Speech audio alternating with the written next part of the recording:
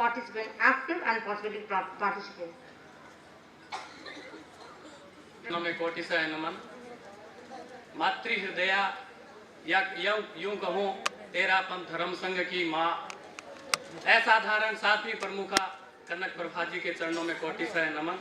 समय बहुत हो चुका है, इसलिए चंद शब्दों में आपके जीवन से जुड़ी हुई कुछ बातों को लेकर 4 लाइनें बनाई है, प्रस्तुत कर रहा हूँ कि महासाधिका महानिदेशिका साध्वी प्रमुखा चरण वंदना, मातृ हृदया वात्सल्य मूर्ति, चयन दिवस पर अभिवंदना, चयन दिवस पर अभिवंदना। वेद कुल की लाड दुलारी, बचपन नाम कला कुमारी, लाडनू निवासी कोलकाता प्रवासी, सदा सुख दादा पोती प्यारी। सूरजमल जी की कुल उजियारी, मात छोटा की हृदय क्यारी, संस्कारों की थी नींव गहरी, सिंचन करे अब संग फुलवारी। 15 वर्ष की छोटी वय में कला कुमारी शिक्षण संस्थान, 4 वर्षों तक गहन अध्ययन, गुरु तुलसी हाथों साध्वी दीक्षा। मेवाड़ धरा धन्य हुई तब जब केलवा कला कनक बनी, केलवा की धरती पर दीक्षा। मेवाड़ धरा धन्य हुई तब जब केलवा कला कनक बनी, नाम मिला कनक प्रभा, नंदन वन की एक पुष्प बनी। संवत 2028 माघ कृष्णा की त्रयोदशी, गंगा शहर गुरु तुलसी मुक्स्यों, साध्वी प्रमुखा पद पर सरसी, साध्वी प्रमुखा पद पर सरसी। आज वर्ष हुए 47, 88वां दिवस की खुशियां छाई, तिरपुरवासी मातृ चरणों में चयन दिवस की बहुत बधाई, चयन दिवस की बहुत बधाई। एक बार पुनः आपके चरणों में संपूर्ण तेरापंथ युवा शक्ति की तरफ से, तेरापंथ किशोर मंडल की तरफ से आपके चरणों में भी वंदना। आप सिर्फ दीर्घायु हो, स्वस्थ रहें, यही मंगल कामना। ओम अरहम। मैं केवल 2 मुक्तक के माध्यम से आपका आज अभिनंदन कर रही हूँ। तप जप त्याग की हो तुम महासाधना, तप जप त्याग की हो तुम महासाधना, वीतराग पथ की हो शुभ आराधना। चयन दिवस के शुभ अवसर पर, चयन दिवस के शुभ अवसर पर, भावों में भावना, तव चरणों में पूर्ण हो मेरी हर कामना, तव चरणों में पूर्ण हो मेरी हर कामना। गुरुकुल वास का दिलाया आपने, गुरुकुल वास का दिलाया आपने, सुंदर तप सुंदरतम उपहार, तप से कर्म खपाने का करवाया स्वप्न साकार। आशीर्वाद दे दो मुझको, आशीर्वाद दे दो मुझको, हे ममता मई माँ, तव निर्देशन में दे पाऊं साधना को नव आकार, साधना को नव आकार। ओम राज बदावा में, थाल पर तिलक लगावा में, चयन दिवस पर झूम झूम थाने बिरुदावा में, आज सतीराज बदावा में, फूल बिछावा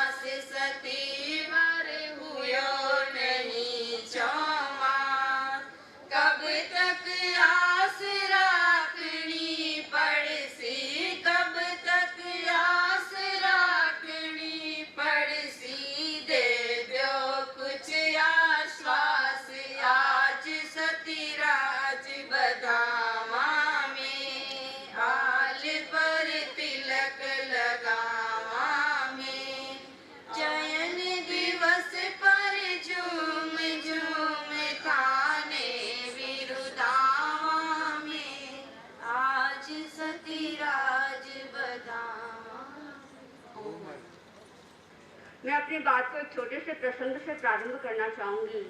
एक बार फारस के बादशाह ने अकबर से कहा कि मैं बीरबल से मिलना चाहता हूँ, क्योंकि मैंने उसकी बहुत प्रशंसा सुनी है। अकबर ने राजसी ठाट के साथ बीरबल को फारस देश की तरफ भेजा और जब बीरबल फारस देश के निकट पहुंचा तो उसने नगर के बाहर अपना डेरा जमाया और बादशाह को सूचना दी कि मैं पहुंच गया हूँ। जब बादशाह को ये सूचना मिली तो उन्होंने अपने सभी दरबारियों को अपने समान ही पोशाक और आभूषणों से सुसज्जित कर स्वयं उनके साथ दरबार में पहुंच गया और अपने कर्मचारियों को आदेश दिया कि बीरबल को सब सम्मान दरबार में लेकर आ जाए। जब बीरबल दरबार में पहुंचा और वहां का दृश्य देखा तो बड़ा चकित रहा कि ये क्या, सभी एक पोशाक में और वही सभी एक सिर के आभूषण पहने हुए हैं, आखिर असली राजा कौन? लेकिन घबराया नहीं, सबकी ओर दृष्टिपात किया, एक एक को देखता हुआ चला और वह वहीं पहुंचा जहां असली राजा था और वहां जाकर उनको सलाम किया और एक जगह खड़ा हो गया। बादशाह को भी प्रसन्नता हुई और उन्होंने पूछा, बीरबल तुमने कैसे जाना कि मैं ही असली बादशाह हूँ? उसने कहा, बादशाह जब मैं दरबार में प्रवेश हुआ और मैंने देखा कि आपकी निगाह सब पर टिकी हुई थी और सबकी निगाह आप पर टिकी हुई थी, मैं ये देखकर समझ गया कि आप ही सही में बादशाह हैं और मैंने उस दृष्टि को समझकर मैं अपने इस कार्य में सफल रहा। आज के इस बात को मैं ऐसा प्रस्तुत करना चाहती हूँ कि साध्वी प्रमुखा श्री जी ने भी आचार्य श्री तुलसी की दृष्टि को पहचाना और आज तक बुरी दृष्टि की आराधना कर रही हैं। आपके जीवन को देखकर आगम की वह वाणी चरितार्थ हो रही है। आना निर्देश करे गुरुन मोह कार्य इंद्रिया वार संपन्ने से विनेति उच्चही। हे मातृहृदया, आज के इस शुभ अवसर पर मैं गुरुकुलवास में सबसे उम्र में भी सबसे बड़े और दीक्षा पर्याय में भी सबसे बड़े महाश्रमणी जी हैं।